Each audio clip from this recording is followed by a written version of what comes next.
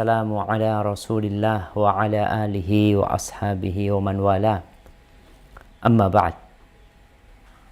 Ahibbati fillah. Kenapa kita sibuk berpuasa? Kenapa umat Islam tak berhenti-berhentinya melaksanakan sholat 5 waktu? Ditambah lagi sholat-sholat sunnah yang lainnya. Apa sebenarnya yang memotivasi mereka untuk melakukan hal itu? Iman. Kita beriman bahwasanya ada kehidupan setelah ini. Kita beriman ada hari kebangkitan yang Allah Azza wa Jal mengulang-ulanginya, mengingatkan kita di dalam Al-Quranul Karim. Allah berfirman, "Idza zulzilatil ardu zilzalaha wa akhrajatil ardu athqalaha wa qalal insanu ma laha yawma idzin tuhadditsu akhbaraha bi anna rabbaka awha laha yawma idzin yasdurun nas ashtatan liyuraw a'malahum." Semuanya akan hancur. Bumi akan bergoncang sekuat-kuat. Semua yang ada di perut bumi akan dikeluarkan. Bumi akan memuntahkan kekayaan yang ada di dalamnya. Kemudian manusia dibangkitkan dari kuburnya. Mereka kebingungan. Digiring ke padang mahsyar. Mereka melihat ada bongkahan-bongkahan emas yang bergeletakan di jalan dia menuju ke mahsyar. Tapi sama sekali dia tidak menyentuhnya.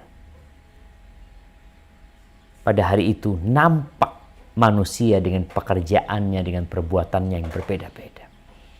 فَمَنْ يَعْمَلْ مِثْقَالَ ذَرَّةٍ خَيْرًا يَرَهُ وَمَنْ يَعْمَلْ مِثْقَالَ ذَرَّةٍ شَرًّا يَرَهُ. Barang siapa yang berbuat amal kebajikan sebesar darah. Darah itu semut yang kecil. Niscaya dia akan melihat. Dia akan mendapatkan balasan atas apa yang dia kerjakan. Dan sebaliknya, sekecil apapun keburukan yang engkau lakukan, engkau akan mendapatkan balasan. Dunia ini sudah tua dan akan berakhir. Tapi kita nggak tahu kapan akan berakhir dunia ini. Hanya Allah yang tahu. Dan setiap manusia punya akhiran yang berbeda-beda.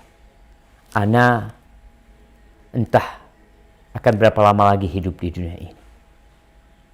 Mungkin setahun, mungkin lebih, mungkin kurang. COVID-19 menunjukkan orang-orang yang awalnya diharapkan berumur panjang, tapi terpaksa dia dikeluarkan dari rumahnya. Ana melihat ada yang diletakkan di jalanan, ada yang keluar dari rumah, masuk rumah sakit dan tidak pernah kembali ke rumahnya. Keluarganya pun ingin mensolatinya, ingin menguburkan jenazahnya, tapi selesai. Ahibati fillah, bicara malam pertama. Malam pertama itu ada yang indah. Dan kebanyakan malam pertama itu malam yang penuh dengan kenangan. Buat teman-teman yang mungkin berangkat ke Swiss, ada yang ke Jerman, ada yang kemana malam pertama sampai, mungkin dia melihat satu hal yang indah, dia benar-benar menikmati malam pertama tersebut. Malam pengantin adalah malam pertama yang dinanti-nanti oleh mereka yang menikah. Di malam itu ada sebuah keindahan yang mereka rasakan. Sebuah kenikmatan yang mereka raih. Tapi gimana kalau malam pertama itu di Nusa Kambangan? Orang yang biasa hidup di rumah yang mewah, di ranjang yang empuk, kemudian dia dimasukkan ke penjara Nusa Kambangan atau penjara Guantanamo. Apa yang akan terjadi sama dia? Dia akan lupa dengan segala kenikmatan yang pernah dia rasakan. Ahibati fillah, kalau bicara malam pertama di kuburan, insya Allah kita pernah ziarah kubur. Kita melihat tumpukan nisan. Kita melihat bangkai-bangkai yang tertimbun, yang keluarganya tidak ingin mencium aroma bangkai tersebut.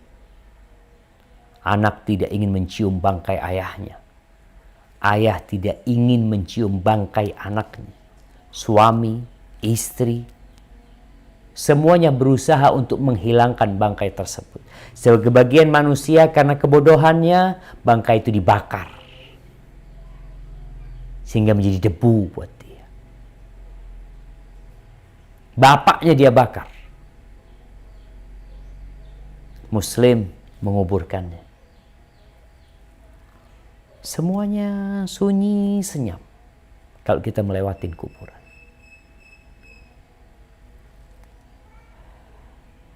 Seorang alim ulama, Ubaid bin Umair, dia pernah berkata, innal qabra la yaqulu ya ibna Adam. Sesungguhnya kuburan itu benar-benar berkata sebenarnya untuk anak Adam ini. Jadi kalau kita melihat sunyi senyapnya kuburan, seakan-akan dia mengatakan kepada kita, wahai anak Adam, engkau ini sekarang lagi berkunjung ke sini, lagi ziarah, lagi mengantarkan jenazah. Pertanyaannya buat engkau yang masih hidup, apa yang kau persiapkan untuk aku? Baitul Ghurbah, tempat pengasingan. Baitul Wahdah, tempat kesepian. Wa baitul akalah wa baitud dud, tempatnya cacing-cacing tanah. Tempatnya ulat-ulat. Aku tuh tempat itu. Abdullah bin Mubarak rahimahullahu ta'ala, dia meriwayatkan dari Nuaim, dari Abdullah bin Ubaid bin Umar. Qala balagani. Ini Abdullah bin Ubaid bin Umar mengatakan, telah sampai kepadaku sebuah informasi. Annal mayyit yuq'adu fi hufratihi. Orang yang mati itu, awal dia dikuburkan, jangan bicara malam pertama. Ya, ada yang malam hari dikuburkan, ada yang siang hari buat dia, nggak ada mentari di sana, gelap semuanya. Bahwasanya itu yang mati didudukkan dan dia mendengar langkah-langkah orang yang mengantarkannya pergi. Nggak ada yang ngajak dia bicara. Mungkin awal yang dikatakan oleh kuburan itu, wayhak ibna Adam, celaka engkau anak Adam. Bukankah engkau sudah dikasih tahu bahwa aku ini sempit, aku ini gelap, aku ini tempat yang busuk. Allahu Akbar. Kita kalau mencium bau bangkai, ya. Kenapa kalau ada orang mati, dibunuh umpamanya dalam rumah, atau dia bunuh diri, kemudian nggak tahu keluarganya? Kapan ketahuan? Satu kampung jadi tahu karena aroma busuknya. Kelak tubuh kita akan membusuk. Yang sekarang kita jaga, kita mandi, kita pakai sabun wangi, kita pakai sampo, kemudian ada yang pakai lotion, ada yang wajahnya selalu dibedakin, di make upi. Nanti pada waktu awal malam engkau di sana, awal datang ke sana, selesai semuanya.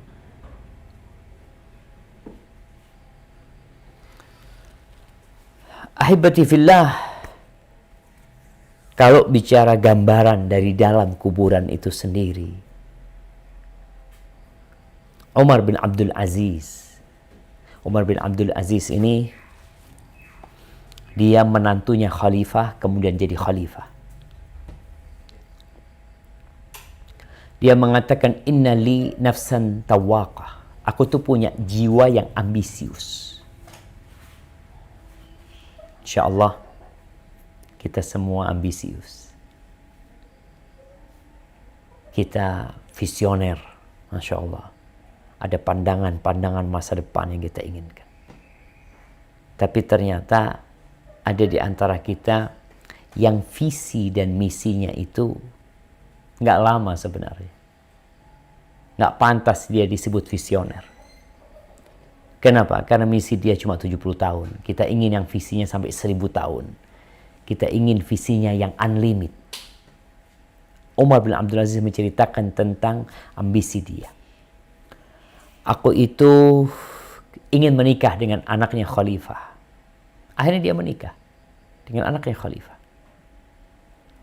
Aku tuh berambisi ingin menjadi gubernur. Dan aku dapatkan jadi gubernur Madinah. Kemudian namanya ambisi. Aku berambisi untuk jadi khalifah. Dan aku jadi khalifah. Kemudian sekarang ambisiku itu, aku ingin masuk surga. Jadi Umar bin Abdul Aziz, subhanallah, kalau kita melihat bagaimana dia ketika dia menjadi gubernur, ada perbedaan ketika dia menjadi khalifah. Haywah pernah membawakan kain kepada Umar bin Abdul Aziz waktu dia jadi gubernur. Kasih gubernur tuh kain itu harganya 600 dirham kalau nggak salah. Ya sekitar 60 jutaan mungkin. Kata Umar bin Abdul Aziz, sebenarnya kain ini ya bagus. Sayangnya dia masih kasar. Subhanallah jemaah. Harga 600 dirham masih kasar sama dia. Seperti apa kain 60 juta, lembutnya seperti apa. Ketika dia menjadi khalifah, didatangkan kain lagi, tapi hidup dia sudah berubah. Sama Haywah ini. Bawa dia tuh kain. Harganya mungkin beberapa dirham. Nggak sampai puluhan dirham. Dipegang sama Umar bin Abdul Aziz. Kain ini sebenarnya bagus, tapi dia terlalu lembut. Yang dulu 600, yang sekarang mungkin 6 dirham. Maka heran Haywah, kenapa engkau seperti itu? Perubahanmu begitu signifikan. Kata dia, iya. Apa yang mau dicari di dunia ini? Semuanya akan berakhir. Sekarang aku berharap masuk surga. Ini Umar bin Abdul Aziz, ketika dia menjadi khalifah, banyak pesan-pesan indah. Dia berkata kepada teman-teman duduk dia. Dia namanya khalifah, duduknya sama siapa? Sama pejabat-pejabat negara. Sama orang-orang penting. Apa katanya Umar bin Abdul Aziz? Ya fulan. Wahai fulan. Laqad bittu al-laylah. Atafakkaru fil qabri wa sakinik. Aku semalam itu merenungkan kuburan dan orang yang tinggal di kuburan sana. Innaka la ra'aital mayit ba'da 3 fil qabr. Kira-kira kalau engkau melihat mayit setelah 3 hari di kuburan, engkau kayaknya nggak mau dekat sama dia. Padahal engkau punya hubungan dekat sama dia. Engkau akan melihat tempat yang penuh dengan binatang-binatang tanah. Engkau akan melihat mata yang mungkin sudah jatuh. Ada nanah dan darah. Aroma yang begitu busuk. Setelah keindahan selama ini. Setelah bau yang wangi. Setelah pakaian yang indah. Kemudian Umar bin Abdul Aziz pingsan. Kita tuh kalau mau bayangin malam pertama di kuburan, ketika nggak ada yang mendampingin kita, siapa yang mau dampingin kita, jemaah? Rasulullah Shallallahu Alaihi Wasallam hampir setiap sholat beliau mengatakan di tasyahud akhir, Allahumma inni a'udzubika min azabil qabr. Ya Allah, aku berlindung kepadamu dari azab kubur. Apakah kita meminta perlindungan kepada Allah? Atau doa yang kita panjatkan selama ini, ya tanpa ada penghayatan dari hati kita. Kalau kita memikirkan 2 malam, mungkin 2 malam nih, yang perlu kita kenang. Yang pertama, malam kita bersenang-senang bersama keluarga kita. Bersama anak kita. Lagi duduk bersama. Sekarang kan orang-orang itu dengan adanya kamera suka mengabadikan kondisi bersenang-senang mereka. Bersama keluarganya, di tempat yang indah, makanan yang enak. Ya Allah, kita ceritakan, kita upload. Baik. Engkau silakan kenang malam ini. Tapi ada satu malam yang perlu engkau ingat juga. Ketika engkau bermalam di kuburan, tanpa keluarga, tanpa anak, tanpa ada AC yang mendinginkan, tanpa ada kawan yang menemani. Engkau ditinggal sama keluargamu. Apa yang terjadi dengan dirimu pada waktu itu? Kullu nafsin dha'iqatul maut. Semua yang bernyawa pasti merasakan kematian. Kalaupun engkau menjadi orang terkaya di dunia, mungkin engkau dapat menjaga kesehatan fisikmu dengan berbagai obat-obatan, dengan berolahraga, dengan mengkonsumsi makanan-makanan yang sehat. Tapi ingat, kullu nafsin dha'iqatul maut. Semua yang kaya raya sedang menanti. Tidak ada yang kekal kecuali Allah Azza wa Jalla. Semua manusia mati. Nabi kita Muhammad alaihi salatu wassalam, Rasulullah sallallahu alaihi wasallam, apa kata Allah? Innaka mayyitun wa innahum mayyitun. Engkau bakal mati. Dan semuanya mati. Jadi ahibati fillah, sudah menjadi keputusan Allah Azza wa Jal. Kita hidup di dunia, mau kemanapun engkau pergi. Jangan berpikir kau berangkat ke Swiss, berobat mungkin di rumah sakit yang paling mewah, paling mahal, yang dokter-dokternya hebat, yang peralatannya begitu canggihnya, dokternya mati. Akan dikeluarkan dia dari rumahnya. Tadi bayangkan momen antum bersama keluarga dan momen antum sendirian. Anakmu mungkin sayang sama bapaknya. Dia antarkan bapak ini dengan mobil mewah karena punya duit. Ada ambulan mewah. Sang anak memilihkan buat bapaknya kuburan yang paling mahal. Di Indonesia ini rame nih kuburan mahal. Ratusan juta orang beli kuburan. Dia nyumbang masjid 1 juta, beli kuburan ratusan juta. Sang anak ingin menghormatin ayahnya. Diantarkan dengan mobil yang mewah. Ditaruh di kuburan yang mewah. Terus, adakah keluargamu yang akan menantimu di sana? Apakah engkau akan tahu dan merasakan kemewahan mobil yang mengantarkanmu? Ketika engkau hidup, engkau dapat merasakan. Tapi tatkala engkau mati, Engkau mau diletakkan di gerobak sampah pun, mau diletakkan di mobil mewah, sejatinya sama buat dirimu. Engkau sudah bangkai.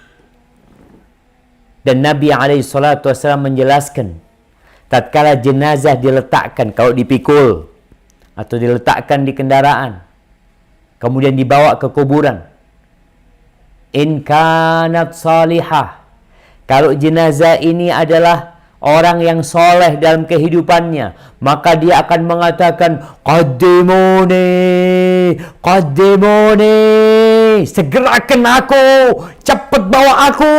Selesai aku dengan kehidupan ini. Aku mau berpindah ke satu tempat yang lebih indah dari kehidupan ini.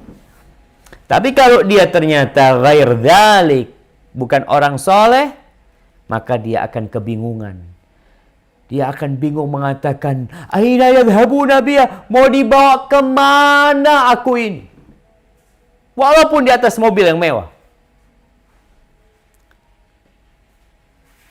Allah berfirman di surat Al-Mu'minun ayat 100.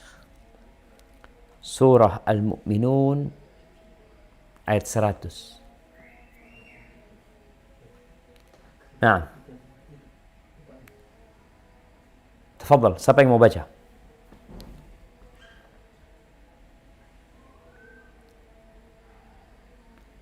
Naam. Yallah jamaah. Ada yang dengerin apa enggak di sana? Pak Ustadz Aal untuk membacakannya, Pak Ustadz Aal. Ya, suaranya lebih keras. Al-Mu'minun ayat 100 dibaca. Nggak ada yang baca.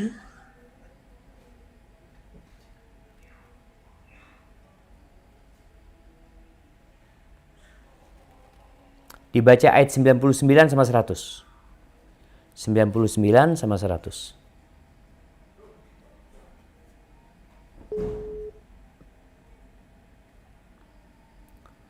Nah.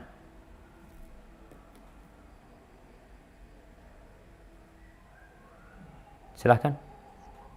Silakan jemaah, mungkin untuk para bapak-bapaknya untuk membacakan ayat suci Al-Quran, salah satu dari jemaah. Dari hijrah, mungkin dari hijrah. Pak Aal. Masya Allah, kalau suruh baca pada kabur semuanya. Enggak, sebetulnya ada mungkin, tapi sambil kerja ya. Saya coba hubungin. Nah, silahkan. Ya. Ya, Masya Allah. Maaf Ustaz. Tadi lagi tidak di ruangan. Ya. Nah, tafadhal. Jazakallah khair. Surat. Mohon maaf Ustaz, surat. Oke. A'udzubillahi minasyaitonirrajim. Bismillahirrahmanirrahim. Hatta idza jaa ahaduhumul maut qala rabbi irji'un la'alli a'malu salihan fima taraktu innaha kalimatun wa qailuha wa min waraihim barzakhun ila yaumi yub'ats.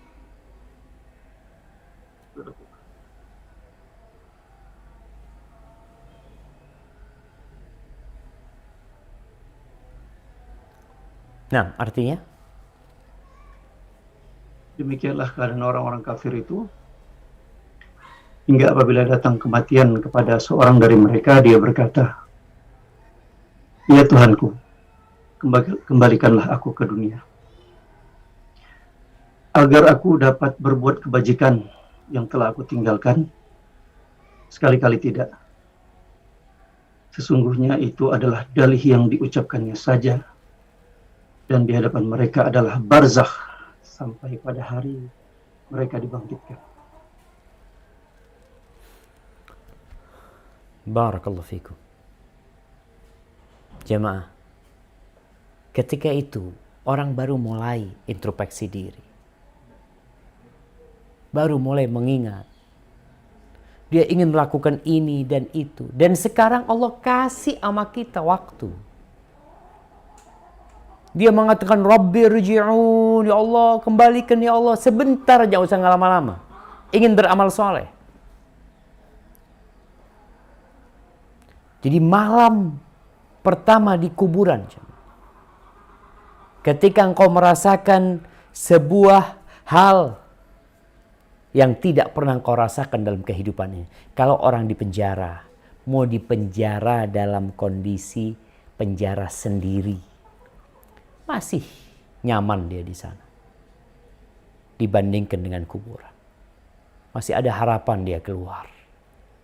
Tapi tatkala engkau diletakkan di dalam kuburan, tatkala anakmu menginjak-injak tanah kuburan, ketika anakmu menangis, istrimu merasa kehilangan, ya berapa lama mereka merasakan itu?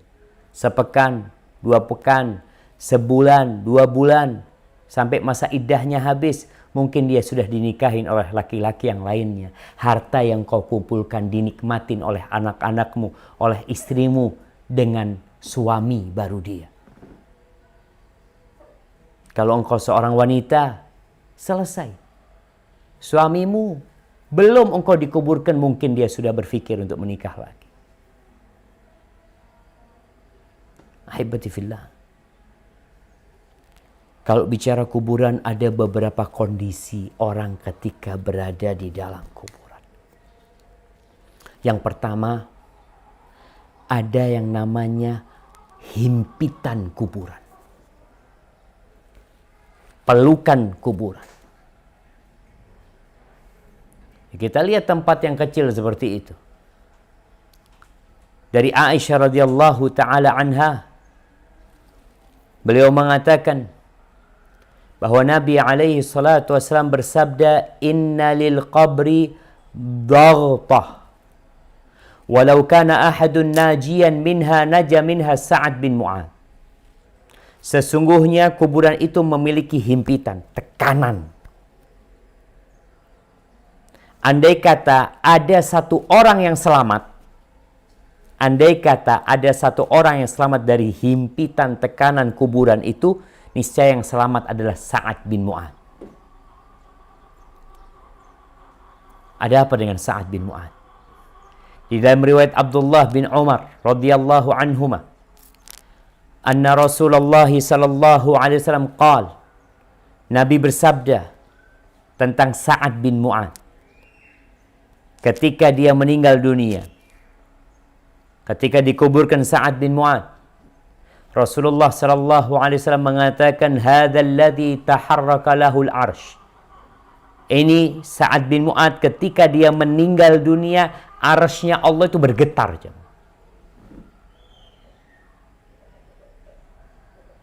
Yang mati ini bukan orang biasa. Sampai arsy-nya Allah bergetar. Wa futihat lahu abwabus sama. Ketika dia meninggal dunia, pintu-pintu langit dibuka, membawa ruhnya Sa'ad bin Mu'adz. Wa syahidahu 70,000 minal malaika. Dan menghadiri meninggalnya Sa'ad bin Mu'adz itu 70.000 malaikat. Laqad dhamma dhammatan thumma furrija anhu. Dia pun masih merasakan dihimpit, ditekan oleh kuburan. Kemudian baru dilepaskan. Itu Sa'ad bin Mu'adz. Gimana dengan kita? Semuanya akan merasakan. Yang mukmin, yang soleh, yang tidak soleh, apalagi yang kafir. Sudah sebuah kepastian ketika para ulama menjelaskan tentang himpitan kuburan ini. Kok semuanya masih dihimpit di kuburan? Nah, di dunia pun kita merasakan sakit. Apa orang soleh nggak sakit? Apa orang soleh nggak kena bala? Bukankah kita tahu bahwa sudah menjadi kodrat manusia dia melakukan dosa? Maka himpitan itu adalah untuk menyelesaikan dosa-dosa dia. Karena kita, kata Nabi SAW, kullu bani Adam khata. Semua anak Adam melakukan kesalahan. Kalau saat merasakan jamaah, yang arsy Allah bergetar. 70 malaikat, 70.000 malaikat hadir di jenazahnya Sa'ad bin Mu'adz.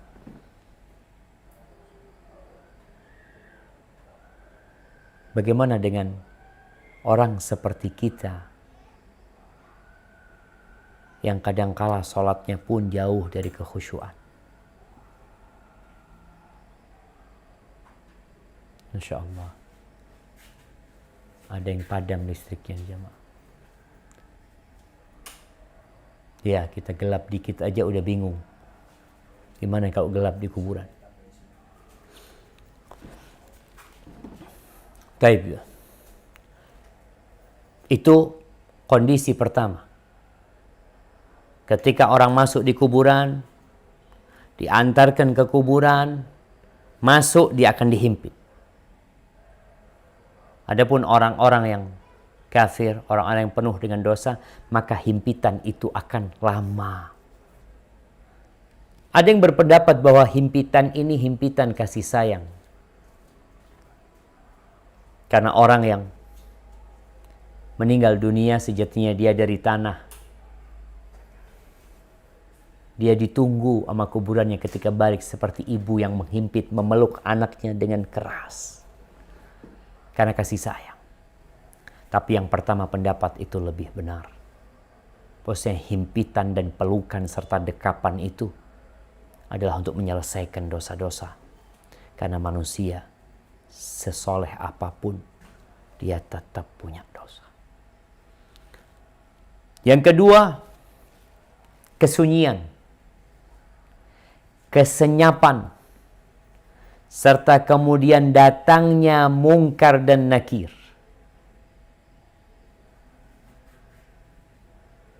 Mendudukkan manusia.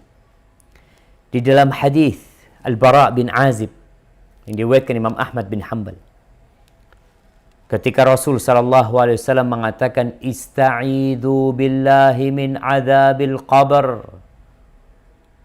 Kalian memintalah perlindungan kepada Allah dari azab kubur. Beliau mengatakan itu 2 atau 3 kali.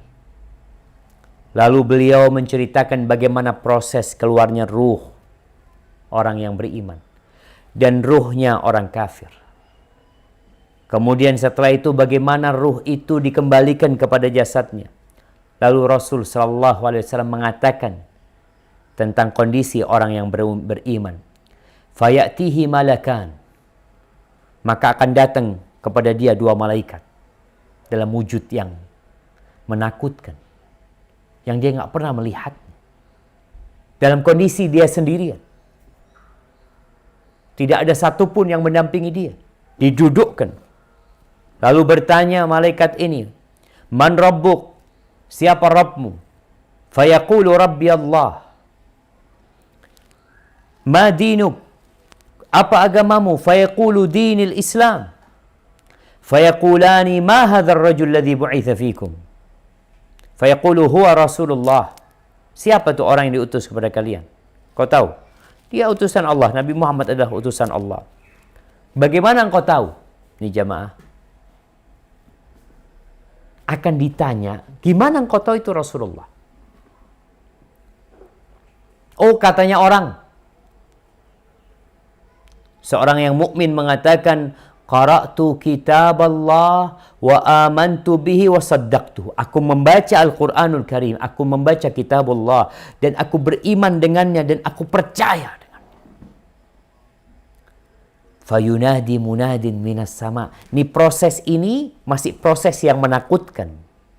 Dari mulai himpitan, kemudian didudukkan dalam kegelapan, dalam kesenyapan dan kesunyian. Tatkala lulus tes, lulus dari pertanyaan-pertanyaan yang diberikan, maka ada yang menyeru dari langit mengatakan, An sadaqa abdi, hambaku benar. Dia bukan ikut-ikutan. Dia bukan pura-pura beriman, tapi dia benar-benar beriman. Fa'afrishuhu minal jannah. Maka berikan kepadanya permadani dari surga. waftahu lahu baban ilal jannah. Bukakan dari kuburan dia pintu ke surga. Dia berada di kuburannya. Kalau kita melihat kuburan beralaskan tanah, tapi ternyata di alam yang berbeda sana ada hamparan permadani surga. Kalau kita melihat kuburan itu sempit, nggak ada jendelanya, kanan kiri nggak ada, tertutup semua. Kalau orang beriman, subhanallah, Allah bukakan pintu surga. Fayatihi min rauhiha wa tibiha. Maka datang dari surga itu aroma yang indah, kesegaran surga. Wa yufsah lahu fi qabri madda basari. Kemudian dihamparkan bagi dia, kuburannya itu diluaskan sepanjang dia memandang. Lebih indah dari rumahnya. Kita kalau di rumah, tidur di rumah, kanan kiri kita semua tembok.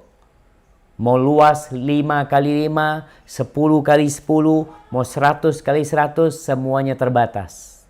Tapi di kuburan sepanjang dia memandang, akan luas jamaah.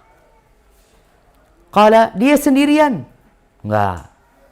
Kenapa? Kalau antum di rumah yang luas sendirian, antum tetap merasakan kesunyian.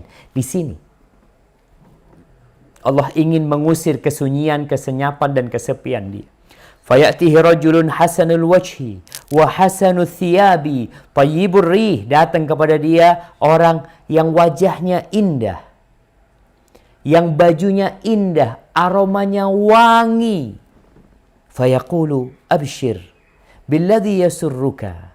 Orang itu yang datang mengatakan, bergembiralah engkau dengan yang menyenangkanmu. Hadza yaumuka alladhi kunta tu'ad. Ini hari yang engkau dijanjikan. Engkau selama di dunia sholat, berpuasa, sedekah, zakat, berangkat haji, berangkat umroh, berbuat kebajikan. Dijanjikan akan dikasih balasan. Berbeda sama orang yang kerja di dunia, akhir bulan dia dapat gaji. Akhir hari dia dapat gaji. Dia rasakan di dunia. Seorang mukmin dijanjikan nanti engkau sholat sepanjang tahun, sepanjang hidupmu. Balasannya apa? Allah akan kasih. Bukan 70 tahun antum di kuburan. Antum bisa bayangin berapa tahun sih kita di kuburan. Berapa tahun kita di muka bumi ini. Dan berapa tahun di perut bumi ini. Lihat Rasulullah SAW. Di muka bumi ini, beliau hanya 63 tahun. Tinggal di rumah petak. 5 kali 5. Kecil rumahnya. Nggak ada AC, nggak ada kipas angin. Makanan pun susah. Tapi cuma 63 tahun. Di kuburan beliau sudah 1430 tahun. Maka itu yang seharusnya menjadi ambisi kita. Untuk mendapatkan tempat yang luas. Untuk mendapatkan janji-janji Allah Azza wa Jalla, dikasih tahu ini janji yang telah dijanjikan kepadamu. Fayaqulu man anta. Orang ini yang awalnya sendirian, malaikat Munkar dan Nakir udah pergi, kondisi kuburannya sudah berubah, lalu dia bertanya, man anta? Kamu siapa? Fawajhuka al-wajhul hasan yaji'u bil khair. Wajahmu wajah orang baik yang mendatangkan kebaikan. Fayaqulu lahu ana amaluka salih. Aku amal solehmu. Fayaqul Rabbi. Ketika dia tahu, sejak di kuburan dia sudah tahu bagaimana kelak hidup dia selanjutnya. Di kuburan belum bisa masuk surga, baru mendapatkan aromanya. Orang tuh kalau melihat tempat yang indah, kepingin masuk. Antum dapat fotonya sesuatu ya, pulau yang indah, ada ketertarikan. Nih orang dibukakan pintu ke surga, datang tuh aroma surga, wanginya surga. Dia melihat subhanallah sebuah keindahan di sana. Maka dia mengatakan, ay Rabbi aqimis sa'ah, Rabbi aqimis sa'ah. Ya Allah, bangkitkan kiamat, bangkitkan kiamat. Hatta arji ila ahli wa mali. Sehingga aku bisa kembali kepada keluargaku dan kepada hartaku. Di riwayat lain disebutkan orang ini mengatakan, Rabbi, biarkan aku kasih tahu kabar gembira kepada keluargaku. Agar mereka tahu aku di sini bahagia, nggak perlu nangis kalian. Aku lebih bahagia daripada kalian di dunia. Lalu dikatakan, uskun. Engkau istirahat dulu di sini. Belum waktunya. Akan datang waktunya nanti. Lalu Nabi menyebutkan tentang orang kafir, orang fajir. Wa ya'tihi malakan. Datang malaikat sama. Dia dihimpit dengan himpitan yang menghancurkan tubuhnya. Kemudian datang malaikat dalam kondisi kesepian dan kegelapan. Malaikat bertanya kepada dia, Man Rabbuk? Siapa Rabbmu? La adri. Dia ketakut. Enggak tahu aku. Aku enggak tahu aku. Qala faqul ma dinuk? Apa agamamu? Agamanya sendiri dia mengatakan, la adri. Engkau tahu orang yang diutus kemana? La adri. Jawabannya enggak tahu. Maka kemudian ada yang menyeru dari langit mengatakan, an kadzaba abdi, memang hambaku ini telah mendustakan. Dia enggak percaya. Fa afrishuhu minan nar. Jadi bukan permadani yang diberikan kepada dia, tapi api neraka. Bawahnya kuburan dia adalah api neraka. Waftahu lahu baban ilan nar. Bukakan pintu ke neraka. Fayatihi min harriha wa sumumiha. Maka datang kepada dia aroma busuknya api neraka, panasnya neraka, datang kepada dia, wa yudayyaqu alaihi qabruh, dan kuburannya disempitkan buat dia, hatta takhtalifa adla'uhu, sampai tulang-tulangnya itu enggak beraturan. Antum tahu kalau seperti tisu yang diremet-remet, seperti itu dia disempitkan kuburannya. Walaupun dari kasat mata kita, oh kuburannya mewah, luasnya sekian, ada kolam renangnya, ada ininya, nggak ada. Di dalam sana dia sudah nggak dapat manfaat dari harta, dari apa yang di muka bumi ini, kecuali dari amal soleh dia. Ketika nggak ada,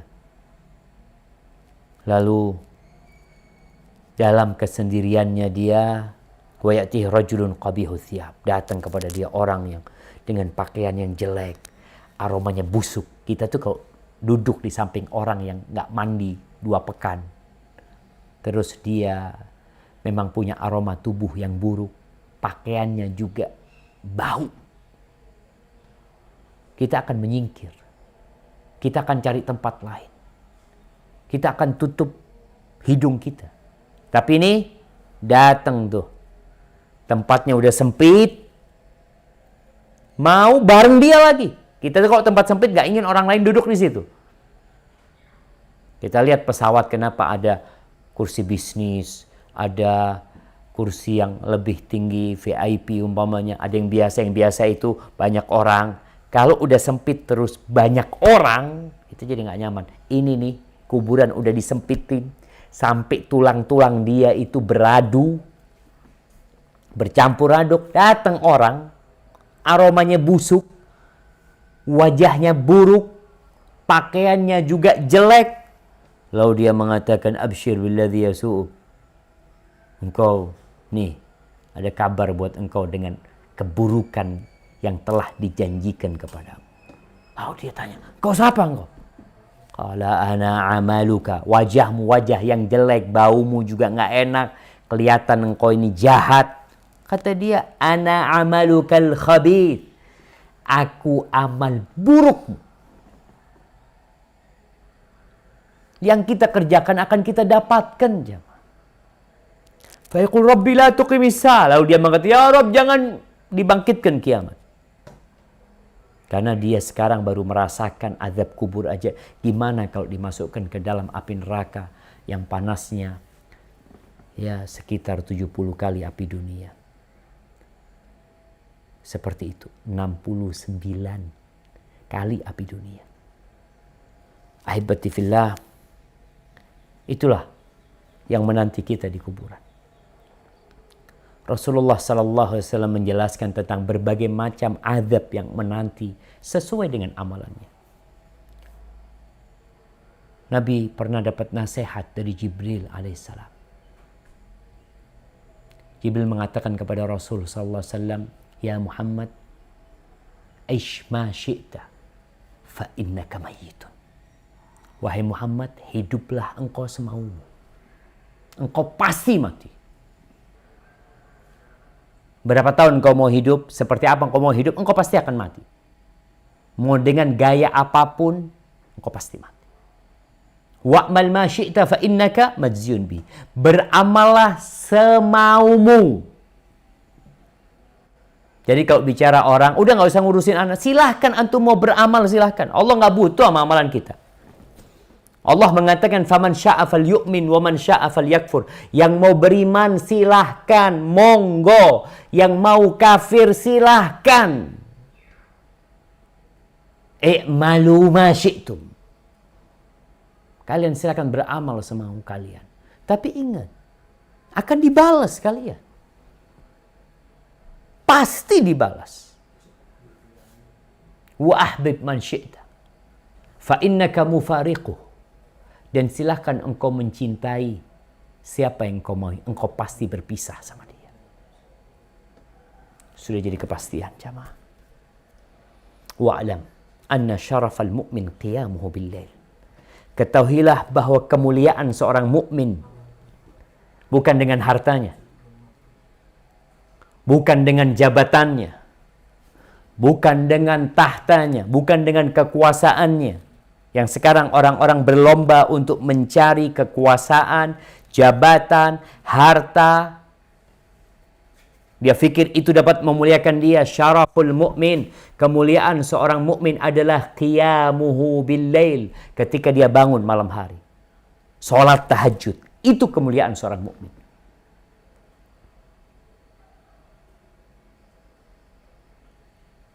Wa izzatahu istighna'uhu 'anil nas. Dan kehormatan dirinya ketika dia enggak butuh sama orang. Enggak, ana sama Allah Subhanahu wa taala. Maka hati-hati dengan apa yang kita amalkan. Kita akan segera meninggalkan dunia. Yang terakhir jamaah, masih banyak pembahasan tentang malam pertama di kuburan. Ini ada malam pertama di kuburan yang Nabi ceritakan. Ketika perang Khaybar, di situ para sahabat mendapatkan harta rampasan perang, tapi bukan emas dan perak, tapi barang-barang, ya, makanan, pakaian.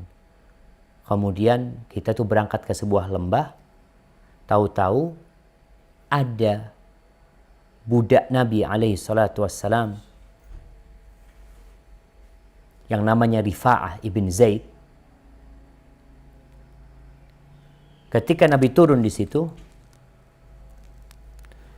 budak Nabi itu lagi mindain barang-barang dari onta Rasul sallallahu alaihi wasallam. Tahu-tahu ada panah yang nyasar ke dia. Mati dia. Ada musuh yang memanah, dia mati. Apa kata orang-orang? Hani'an lahu syahada. Ya Allah, enaknya mati syahid dia tuh. Mereka mati senang jemaah. Ya Allah, betapa bahagianya dia mati syahid. Ya Rasulullah, lalu apa kata Rasul SAW? Kalla, enggak. Kalian pikir dia sedang bersenang-senang nih? Nabi SAW, kalla, tidak seperti itu. Walladhi nafsu Muhammadin biyadih. Demi yang jiwa Muhammad berada di tangannya. Demi Allah Azza wa Jal. Inna syamlata la taltahibu alaihi nar. Sesungguhnya ada kain yang dia ambil dalam harta rampasan perang yang bukan bagian dia ambil, itu sekarang sedang membakar diri dia. Orang ketika itu ketakutan jamaah. Ini ngambil kain aja. Yang diharapkan dia mati syahid. Ternyata pakaian itu menjadi pembungkus dia di alam kubur sana, membakar dirinya. Orang pada ketakutan. Ada yang bawa tali sandal. Tali sandal, ada yang satu, ada yang dua. Lalu Rasul SAW mengatakan, asabtu yawma Khaybar Dia mengatakan, ya Rasulullah, ini aku dapat pada waktu Khaybar itu, ya ini belum dibagi, aku lihat, aku ambil Nabi SAW. Lalu Nabi SAW mengatakan, syirakun min nar, au syirakani min nar, tuh 2 tali sandal dari api, atau 1 tali sandal dari api. Itu yang menanti di kuburan. Maka hati-hati dengan apa yang kita makan, dengan apa yang kita ambil, dengan apa yang kita dapatkan. Semuanya bakal mendapatkan balasan, jemaah. Namun banyakkan manusia memang sibuk cari dunia, mabuk dunia, seakan-akan kematian itu tidak akan datang kepadanya. COVID-19 sekarang memberikan kepada kita pelajaran. Kita tinggal di rumah, kita bosan, kita boring, kita ingin keluar. Nanti engkau akan berada di satu tempat yang tidak akan pernah keluar selama-lamanya. Sampai kiamat terjadi. Ketika sekarang masih ada harapan, oh insya Allah Juni selesai, insya Allah akhir tahun selesai, insya Allah bisa balik seperti asalnya. Tapi engkau akan berada di kuburan nanti semuanya. Di tempat yang sempit, yang kecil seperti itu, selama-lamanya nggak ada harapan untuk keluar kembali. Tinggal bagaimana kau mempersiapkan tempat yang sempit itu. Hadza wallahu a'lam bishawab. Itu yang bisa saya sampaikan pada kesempatan kali ini. Mungkin kita masuk ke sesi tanya jawab. Nah, silahkan kalau ada yang ingin bertanya. Ya, baik Pak Ustaz. Allahumma inna na'udzubika min adzabil qabr wa min adzabi jahannam wa min fitnatil mahya wal mamat wa min syarri fitnatil masiihid dajjal. Naam, tafadhali. Mohon maaf tadi saya bicara kepotong. Sudah ada yang daftar, silakan Ibu Riana untuk menyampaikan pertanyaannya. Hanya diberi kesempatan 1 pertanyaan. Silakan. Terima kasih Mbak Evi, terima kasih Pak Ustadz. Pertanyaan saya mengenai alam kubur ini, apa ada doa khusus agar kita terhindar dari siksa alam kubur dan siksa api neraka, Pak Ustadz? Terima kasih. Assalamualaikum. Waalaikumsalam warahmatullahi wabarakatuh. Iya jemaah, kalau bicara apa sih amalan atau doa agar kita terhindar dari azab kubur? Yang pertama adalah keimanan kita dengan adanya azab kubur itu sendiri. Karena keimanan ini yang akan mendorong kita untuk takut. Kemudian kita berdoa. Kalau bicara doa apa agar kita terhindar dari azab kubur, Rasulullah SAW mengajarkan sebuah doa yang dibaca sebelum salam. Karena memang setelah tasyahud akhir itu ada waktu yang mustajab. Beliau biasa membaca di situ mengatakan, Allahumma inni a'udzubika min adzabil qabr wa min adzabi jahannam wa min fitnatil mahya wal mamat wa min syarri fitnatil masiihid dajjal. Ya Allah, aku berlindung kepadamu dari azab kubur, dari azab jahannam, dari fitnah kehidupan dan kematian, dan dari fitnah al-Masih Dajjal. Kemudian doa yang dibaca Nabi SAW setiap pagi dan petang. Amsayna wa amsal mulku lillah, walhamdulillah, la ilaha illallah, wahdahu la syarika lah, lahul mulku wa lahul hamdu wa huwa ala kulli syai'in qadir. Allahumma inni as'aluka khaira ma fi hadhihi al-lailah wa khaira ma ba'daha wa a'udzu bika min syarri ma fi hadhihi al-lailah wa syarri ma ba'daha. Rabbi a'udzu bika minal kasali wa su'il kibar. Nih di akhir doa Nabi mengatakan, ya Allah, aku berlindung kepadamu, ya Rabbi, aku berlindung kepadamu dari malas dan dari umur tua. Rabbi a'udzu bika min adzabin finnar wa adzabil qabr. Ya Allah, aku berlindung kepadamu dari azab di neraka dan azab di kuburan. Itu doa yang dibaca Nabi SAW. Maka hendaklah kita berusaha untuk membacanya dengan penghayatan. Bukan sekedar wirid, kita baca itu tapi kita tidak menghayati doa tersebut. Kenapa? Karena kata Rasul SAW, la yastajibullah. Allah tidak mengabulkan doa dari hati yang lalai. Kemudian jamaah, buat kita nih, yang punya orang tua sudah meninggal dunia, mereka yang sudah berada di alam kubur, apa yang harus kita lakukan? Mohonkan ampun buat mereka. Rasulullah SAW ketika mengubur sahabat, Beliau berdiri di atas kuburan mengatakan kepada para sahabatnya, istaghfiru li akhikum. Mintakan ampun buat saudara kalian. Wasalullah lahu tathbit, dan mintakan kepada Allah agar diteguhkan karena dia sedang ditanya. Itu proses ditanyanya oleh malaikat Munkar dan Nakir. Maka itu yang bisa kita amalkan, dan banyak amal-amal soleh lainnya jamaah, seperti membaca surat Tabarak ya, surat Al-Mulk dibaca tiap malam 30 ayat yang dalam hadis disebutkan bahwasanya akan menyelamatkan orang yang membacanya dari azab kubur. Hadza wallahu a'lam bissawab. Terima kasih banyak Pak Ustadz. Barakallah. Berikutnya silakan Ibu Irma Ahmad. Terima kasih Ibu Evi. Ya. Assalamualaikum warahmatullahi wabarakatuh Ustadz. Waalaikumsalam warahmatullahi wabarakatuh. Saya Irma Ahmad dari Jerman Ustadz. Mau Ahlan bertanya wasahlan. Ustadz. Ya, ini terkait mungkin tidak langsung ke alam kuburnya, tetapi kaitannya dengan dosa Ustadz. Jadi dari cerita tadi sahabat Nabi yang mengambil kain, padahal sebenarnya sebelumnya dia sudah berjihad, memiliki dosa yang banyak, tapi hanya kesalahan yang mencuri kain itu dan menjadi penyebab dia juga disiksa. Nah, bagaimana caranya Ustadz dengan misalnya seseorang yang punya dosa banyak, tapi dia juga punya dosa kebaikan, amal-amal kebaikan, apakah di dalam kubur itu tidak bisa membantu untuk memberikan syafaat, maksudnya memberikan pertolongan di alam kubur Ustadz? Terima kasih Ustadz, begitu aja. Barakallahu fikum. Naam jemaah. Iya. Kalau kita bicara orang yang punya amal soleh dan dia punya dosa, bukankah nanti akan ada penimbangan? Iya. Akan ada penimbangan nantinya. Di mana? Nanti di padang mahsyar. Di situ akan ada hitung-hitungan. Perhitungan di sana yang akan menunjukkan apakah dia lebih banyak amal solehnya atau amal keburukannya. Allah mengatakan فَأَمَّا مَنْ ثَقُلَتْ مَوَازِينُهُ فَهُوَ فِي عِيشَةٍ رَاضِيَةٍ. Tuh, yang lebih berat amal solehnya, maka dia akan berada dalam kehidupan yang mulia, kehidupan yang nikmat, yang penuh dengan kenyamanan di sana. Itu nanti akan ada penimbangan tersebut. Kalau pertanyaannya, ada dosa-dosa yang Allah akan azab.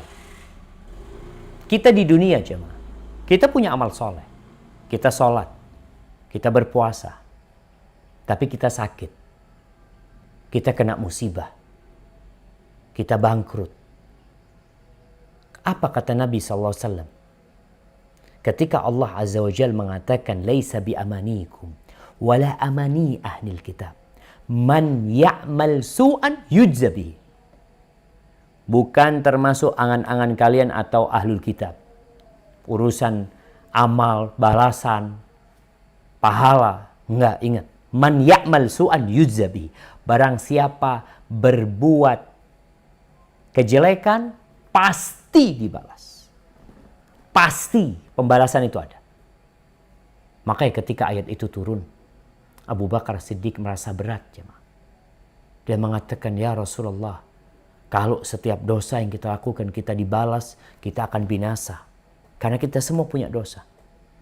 Lalu Rasul SAW menyebutkan balasannya. Apa balasannya? Awatamradun, bukankah kalian merasakan sakit? Ya, kecapean, kemudian kena duri. Semua itu jadi balasan buat dosa yang dilakukan. Tapi sekarang di alam kubur tersebut, jadi ada orang yang dosa-dosanya dibersihkan dengan musibah di dunia. Sehingga dia, alhamdulillah, udah dibalas tuh. Ada yang dibalas di alam kubur. Sehingga dia merasakan balasan dosa dia di alam kubur. Sehingga nanti ketika dibangkitkan di hari kiamat, udah selesai dia dosanya. Sehingga dia tidak perlu masuk ke neraka lagi dengan dosa yang dia lakukan. Itu jadi pembersih dosa dia. Ada yang dengan ahwalu al-qiyamah, dengan yang terjadi di padang mahsyar sendiri menjadi penghapusan dia. Sehingga ada orang yang dihapuskan dosanya ketika melewatin sirat, ketika dia terkena api ini itu, tapi dia akhirnya selamat. Itu jadi penghapusan dosa dia. Jadi kalau bicara kita punya amal soleh, pertama kita nggak tahu apa amal soleh kita sebanding dengan itu. Jangan-jangan kalau disuruh bayar itu habis amal soleh kita nanti masuk neraka. Maka kita lebih tahu dengan, Allah lebih tahu dengan yang baik buat kita. Sehingga orang yang mati syahid, ketika dia mati syahid, ikut berjihad, kemudian melakukan dosa, al-ghulul termasuk dosa besar jamaah. Mengambil dari harta rampasan perang ini termasuk dosa besar. Dan kita tahu dia belum bertobat. Dan Nabi SAW menjelaskan bahwasanya itu yang dia ambil akan membakar diri dia. Adapun nanti di padang mahsyar akan ada penimbangan amal. Dan kita juga tahu bahwasanya amal-amal soleh itu, kalau memang lebih banyak amal soleh dia akan datang di kuburan, menemani dia, mendampingi dia. Dan bisa jadi juga setelah nih sahabat yang meninggal dunia dibakar dengan pakaian tersebut, kemudian sudah setimpal dengan yang dia lakukan, dia akan beristirahat dan merasakan kenikmatan. Tapi yang jelas, azab itu akan didapatkan ketika orang melakukan dosa. Allahu Akbar ya. Benar jemaah. Kalau itu orang ikut perang sama Nabi SAW, gara-gara pakaian itu, ada yang gara-gara sandalnya yang diambil. Apalagi kita yang amalannya nggak seberapa, mereka tuh sahabat-sahabat Nabi yang ikut berperang bersama Rasulullah SAW. Na'udzubillahi minan nar. Barakallahu fikum. Dipersilahkan Ibu Iul dari Jerman. Assalamualaikum Ustadz, saya Iul Siti Julaiha dari Jerman. Waalaikumsalam warahmatullahi wabarakatuh. Bismillah. Nah, Bismillah. Bismillah, saya menanyakan mengenai untuk pengajaran anak-anak kecil di TPA mengenai alam kubur dan akhirat itu seperti neraka, kesannya tuh sangat menakutkan mungkin bagi anak-anak. Bagaimana Ustadz untuk mengajarkan anak-anak ini pada usia berapa dan bagaimana forestnya step by stepnya untuk mengajarkan anak-anak mengenai keadaan di alam kubur ini. Terima kasih Ustadz. Nah, barakallahu fikum.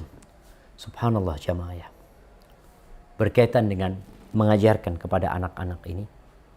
Anak-anak ini umurnya beda-beda. Ada anak-anak yang sudah ngerti dikasih tahu. Maka kita bisa kasih penjelasan sama dia. Tapi ada anak-anak yang mengajarin mereka itu hanya talqin, hanya menghafal. Dia itu hanya menghafal. Dia belum bisa mencerna. Seperti kita ajarin dia menjawab pertanyaan, Man Rabbuk? Allah. Man Nabiyuk? Muhammad. Ma dinuk? Islam. Ini anak bisa menghafal, tapi dia belum bisa mencerna. Ketika dia sudah mulai dapat mencerna, memahami mana yang kanan, mana yang kiri, itu salah satu cara kita mengetahui dia sudah mumayyiz, udah paham tuh yang kanan sama yang kiri, mulai kita bisa kasih tahu dia.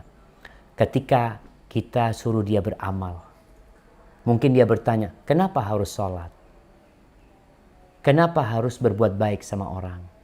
Kenapa harus berdoa? Kenapa baca bismillah? Disinilah kita sampaikan kepada dia. Yang pertama, bukan tentang nerakanya, tentang surganya, tapi tentang Allah Azza wa Jalla. Sehingga beriman kepada Allah dan hari akhir dimulai beriman dengan Allah Subhanahu wa taala. Sampaikan ketika dia udah bisa faham tentang Allah yang menciptakan kita, ya ini itu. Kemudian kita sampaikan kepada dia tentang balasan. Karena anak-anak kecil itu malah mereka adalah kondisi manusia yang takut karena ancaman dan suka karena dapat hadiah. Itu anak-anak. Orang tua ketika ngasih tahu sama anaknya, nak, kau kerjakan tugasmu, nanti abah belikan sepeda. Gembira dia. Ketika diancam dia, kalau engkau nggak selesai, abang nggak kasih hadiah. Uang saku, 1 pekan, nggak dikasih. Dia bisa memahami hal itu. Maka sekarang ketika berbicara tentang surga Allah Azza wa Jalla, sampaikan buat siapa surga ini? Ada apa di surga ini? Anda punya anak, subhanallah, dia umur 5 tahun ya. Apa sih senangnya anak-anak itu? Main mobil-mobilan ya. Dia cerita, Abah, kalau Yusuf masuk surga, Yusuf kepingin mobil yang banyak sekali. Iya, seperti itu kenikmatan yang dia inginkan. Dan kita sampaikan, apa yang engkau inginkan, engkau akan dapatkan. Asalkan engkau melakukan ketaatan. Adab Allah kita sebutkan, menakutkan, iya menakutkan memang. Kita sampaikan kepada dia tentang orang yang berdusta umpamanya. Seperti ini, seperti ini. Namun orang tua jangan hanya menakut-nakutin anaknya dengan neraka, tapi tidak menumbuhkan keimanan dia, sehingga dia lebih mengharap kepada Allah, selain dia juga takut dengan adab Allah Subhanahu wa taala. Mungkin seperti itu. Hadza wallahu a'lam bis-shawab.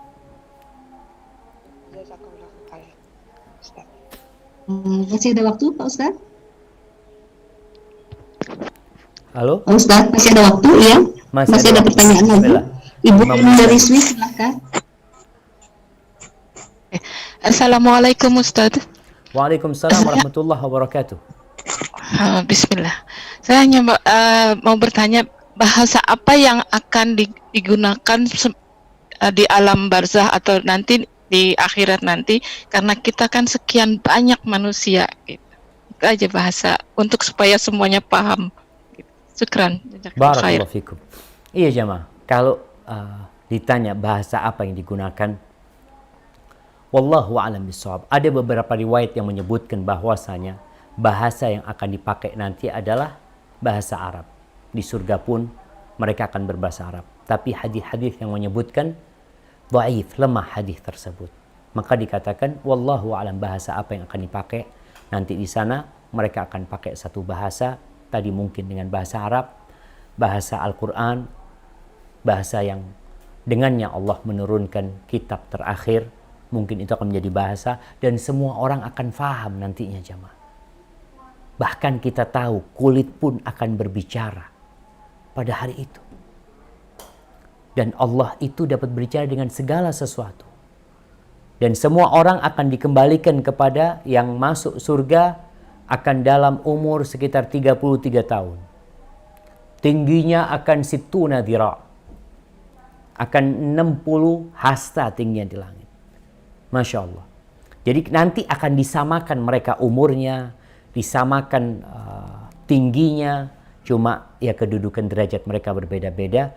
Dan bahasa yang dipakai di sana tadi Anda sampaikan, ada riwayat yang menyebutkan bahwasanya bahasa Arab adalah bahasa surga, cuma wallahu a'lam bishawab. Mana karena hadisnya tidak sahih, maka tidak bisa dipastikan mereka akan berbahasa Arab di sana, tapi wallahu a'lam bishawab. Nah, jazakallah khair Ustaz.